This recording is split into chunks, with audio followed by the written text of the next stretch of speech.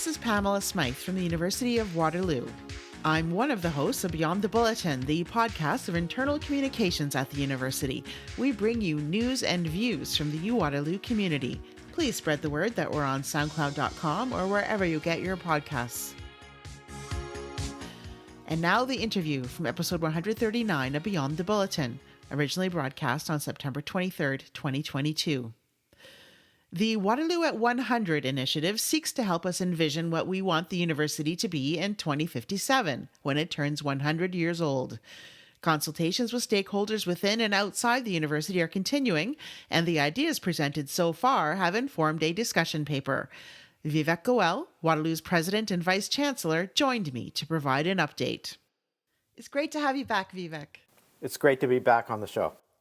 We last spoke about Waterloo at 100 back in June, the initiative that has us looking ahead to where we want to be as an institution on our 100th anniversary had just launched. Consultations with members of the campus community and external stakeholders have been taking place. How are these consultations going?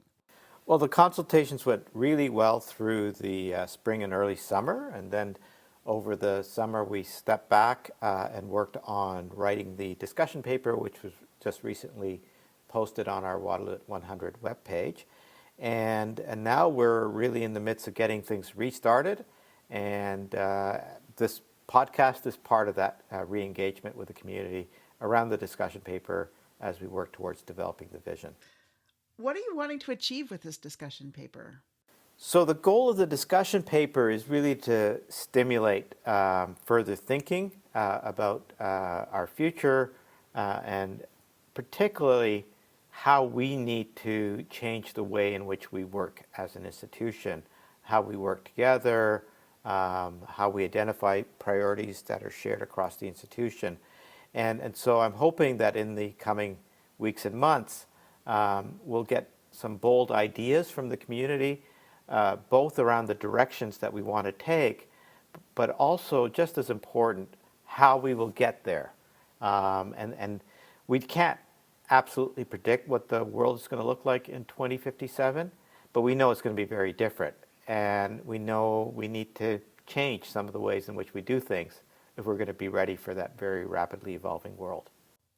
Well, you mentioned in our first conversation about Waterloo at 100 that you were hearing people say that Waterloo was founded to be different, but has spent the past 65 years or the 65 years that followed trying to be like everybody else. Are we going to continue to be like other institutions vying to reach the top of the charts, or will we blaze our own trail? How will we arrive at our answer to this massive question? Well, this is still the fundamental question that we need the community to weigh in on. But I would certainly say, based on the initial discussions, I think there's a pretty broad view that I think is shared across most of the institution that we do need to continue to carve our own path.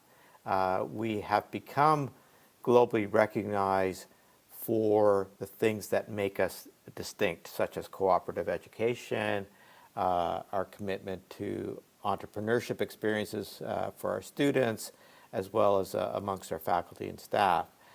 So we clearly are on a different path. I think the big question, as you've noted, is are we trying to reach the top of the charts?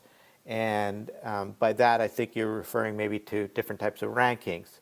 And what that means, if we try to continue to reach for the top of the charts, as they're usually defined, will mean that we want to probably go on a path that's not as different as the institutions that are at the top of the rankings, because the rankings are designed to measure those characteristics. And there's it's not to say that the rankings are not important.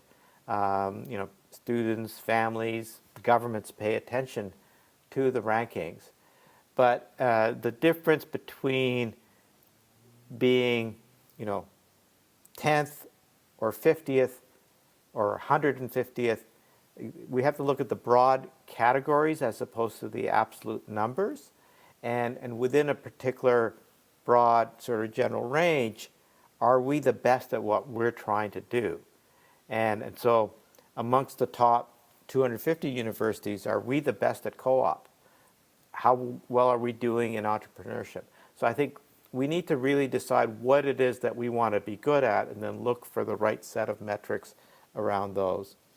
The other thing I'll note is there's a big difference between thinking about rankings at the institutional level and rankings at the department or program level. So we can have individual programs that are continuing to strive to be the very best in rankings that are appropriate for the measurement of what's excellent in their particular field.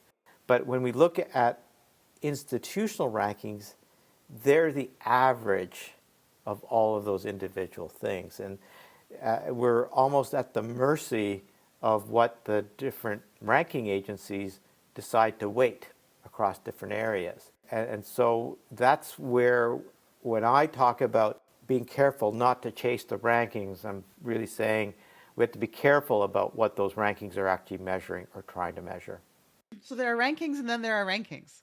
Like subject area rankings is maybe something that we think is more important. Well, it's going to vary, I think, actually, depending on the subject area and the program, because it's also, measurement is easier in some areas than others. And, another theme we can come back to is counting, particularly the outputs of research, drives you to measurement of a certain sort of thing. How much research results you're producing. For example, if you're counting publications and citations, there are counts of how many papers have been produced and how many people are citing those papers, usually other academics. Maybe we want to count impact, right? And so when we talk about program-specific or field-specific or subject-specific rankings, we also have to look at what those are looking at. And, if they're counting research and we want to know how good we're doing in a particular field, it makes absolute sense. And that's going to be important for attracting graduate students, for attracting faculty. But if we want to answer the question, how much of a difference are we making in the world? Maybe some of those same rankings may not be answering that question. There are important uses for the rankings. We have to understand what the rankings are measuring. We have to understand the motivations of the organizations doing the rankings. They're largely media companies or consulting companies. Media companies trying to sell subscriptions, consulting companies trying to sell services. And so we have to just, like any tool out there, we have to use it with the understanding. So there is meaning in there. What's far more important is the actual metrics that go in and understanding what's important within those that we want to measure our success on. Well, we've talked about our differentiators before. We have to keep our differentiators in mind when we consider the futures framework, which is central to Waterloo at 100. That includes societal, sustainable, health, technological, and economic futures. But we should also discuss what we're calling the forecasts to 2057 and how these can guide how the institution evolves into the future. What can you tell us about these forecasts to 2057? So the forecasts which are included in the discussion paper are really just meant to provoke ideation, people thinking about how we evolve as an institution, and really are the intersection between our differentiators and the futures that we see as major thematic areas that we can focus on as an institution and that we are focused on as an institution. And this is all about the intersections between the futures, the intersections between the differentiators. So for example, co-op education helps drive entrepreneurship. It helps drive the impactful research that we do, right? So they're intersecting. If we look at the intersection of health, technology, and society, it's three of those futures intersecting, and really all five futures are relevant to the future of where we're going with health. And then we can think about the intersection between cooperative education and these different futures. So within the forecast, we've laid out 3 areas: our graduates 2057, knowledge in 2057, and our campus in 2057. We can also see that these 3 areas actually map to the 3 theme areas: the talent theme, the research for global impact, and the communities theme in the existing strategic plan. So we're also hoping that this becomes a way of starting to map the transition. But within each of the forecasts, we need to think about, what are the unique characteristics of the graduates that we have coming from this institution as they take leadership roles throughout society by the time we get to 2057 and beyond.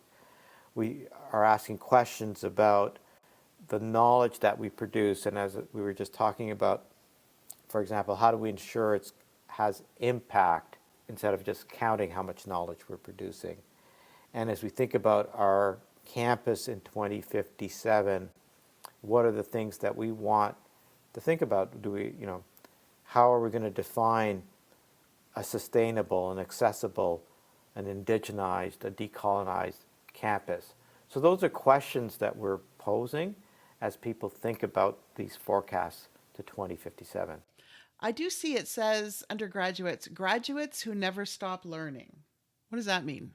So we know that we live in a world that's changing all the time, and the same applies to individual professions, individual jobs and roles. And so the idea that our graduates will never stop learning really means that they graduate with a commitment to lifelong learning, and we will continue to provide opportunities for them to continue their professional development. If they're looking at a career change over the duration of their life, give them an opportunity to come back. And it's also not just our graduates, but it would be for anyone in the world, giving them the opportunity to come and continue to learn. How does the President's Anti-Racism Task Force's 88 recommendations to address racism and advance decolonization at the university factor into Waterloo at 100? So, first of all, we have posed in the forecast in terms of the campus, a campus that leads on indigeneity and inclusivity. So as part of the discussions, we need to further develop what that would mean. And I think we can look to many of the President's Anti-Racism Task Force recommendations for the proposals around what needs to be done. Part had a recommendation about revisiting our values as an institution. So through the discussions that we'll be having about Waterloo at 100, we also have an opportunity to start to surface from the community what those ideas might be. And then I think following the production of Waterloo at 100, we will engage in an exercise of reviewing our values in light of where we land with Waterloo at 100, but also the part recommendation about having a value around inclusion and equity. Now, our current strategic plan spans the 5 years from 2020 to 2025. How will the long-range planning we're doing now affect the goals that we have in our current strat plan? The intention is to bridge naturally from the strat plan to Waterloo at 100, and then continue to engage in 5-year planning cycles working towards this longer term vision. But I would expect the plans would be more operational and tactical in nature, and we wouldn't necessarily redo our extensive visioning around our strategy every 5 years. One of the things I've heard from the community is the sense that we were on a little bit of a strategic planning treadmill, where we're doing one plan, getting it done, starting to work on the implementation, and then starting the next planning cycle. So rather than having the sort of the ambitions rethought every 5 years, by laying out a long-term direction, what we would really be developing on a 5-year cycle would be much more specific actions that we need to take to keep us on the path towards that long-term direction. The last time we spoke on this, we discussed the challenge of putting ourselves in a good position for 2057 when we don't know what the world's biggest problems are going to be or what technologies are going to exist to help us address them. You raised a good point then when you said that we didn't know we'd become leaders in quantum or nano, but early investment in fundamental science laid that necessary foundation. Do you see an increased focus in answering the fundamental questions today and into our future then? Absolutely. And, starting with fundamental questions about what it means to be a human as the world is changing around us, as technology is changing how we interact with each other, how we interact with ourselves. And so having people, faculty, graduate students, postdoctoral fellows that are examining the most fundamental questions, whether it is about what it means to be a human, about our cosmos, about the meaning of matter, that is absolutely necessary if we're going to be able to understand and be able to grapple with what's coming at us. There's a second very important aspect, and that is while much of fundamental scholarship and research doesn't have immediate application, as you noted, this can lead over many decades to very important applications. But the fundamental scholarship also creates an environment for training and preparing people, for our master's students, for our PhD students, for our postdoctoral fellows. And that's another very important outcome of what we do as a research-intensive university is people that are being prepared to think and to work at the very cutting edge of scholarship and science. And those people can go into all sorts of different roles in society and will be prepared for the changes that are coming. So if we want to be ready for 2057 and beyond, we absolutely need to continue to have the people working on those fundamental questions today. Aren't there challenges with that kind of focus, though? Don't funders want applications immediately a lot of the time? There are challenges with funders and with governments around these sorts of questions constantly, and so we have to constantly remind ourselves first and those people in those seats making the decisions about the importance of this kind of work and the importance of having people in our society that are being trained in these very research-intensive environments.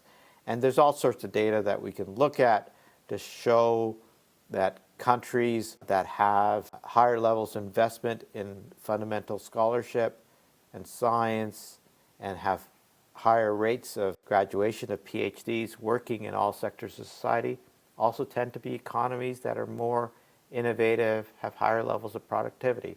And so we have to use some of that type of information to inform the decision making. And that's partly what we're framing as well in the economic futures theme of our discussion paper. How do we help Canada in addressing the productivity gaps that it has? What has struck you or even surprised you the most during this process so far? Certainly what's been very exciting and pleasantly surprising is to see the deep level of engagement that we're having in the community, the very exciting ideas that are coming. I'm hoping that we'll continue to have really bold ideas and bold proposals for what we can change. But I'm also struck, and that leads to the second part of what we're really hoping to achieve with this, is that we do have people in our community who have had bold ideas, who felt that they haven't had the opportunity to bring them forward, or they haven't had success in trying to get innovative things implemented at our institution. And so this is why we also are asking questions about how we need to change in how we work, what we need to change in our own culture as an institution to be able to achieve and implement the bold ideas that people in our community have. What's next in the process? So we will be continuing to have consultations through the coming weeks. We have on October 3rd a President's Forum, which will be open to all members of the community. And we will have other opportunities that will be being posted for the community for smaller group discussions. We have some sessions with students coming up. We will also be visiting each faculty and having opportunities for discussions at the local level across the university. And there's a variety of online tools where people can submit their thoughts and ideas. And then based on the discussions and feedback that we get through the fall, we will be preparing the paper and getting it ready for early in 2023. It'll then go through Senate and board for endorsement and will then be launched, hopefully sometime in 2023. Wow, amazing. So are you finding that people outside the university are engaged as well? Absolutely. We're getting a lot of interest, and through the fall, we will also be having opportunities for engagement by alumni, by members in the local community, as well as we're going to be going to different levels of government and having visits there to present some of the ideas and get input. So there is also a lot of excitement from the external community around engaging with the process. Well, I am looking forward to the President's Forum on October 3rd. I will be there. I want to remind people to register, and we'll put a link in our show notes so that they can do that, and note that people can attend in person or online. Any other parting words before we say goodbye, either about the President's Forum or about Waterloo at 100 generally, or anything else, Vivek?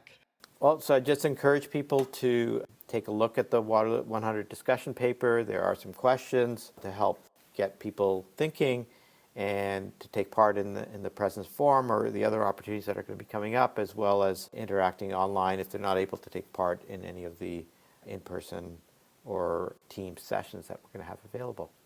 Great. Well, thank you for taking the time today, Vivek, to talk to us and bring us this important update. Thank you for having me. It was a pleasure.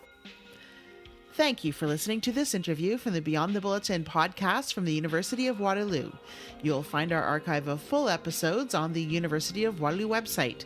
Select interviews are on the university's YouTube channel. Just look for our playlist there. I hope you'll join Brandon Sweet and me for new episodes on Fridays, and please tell your Waterloo connections about us.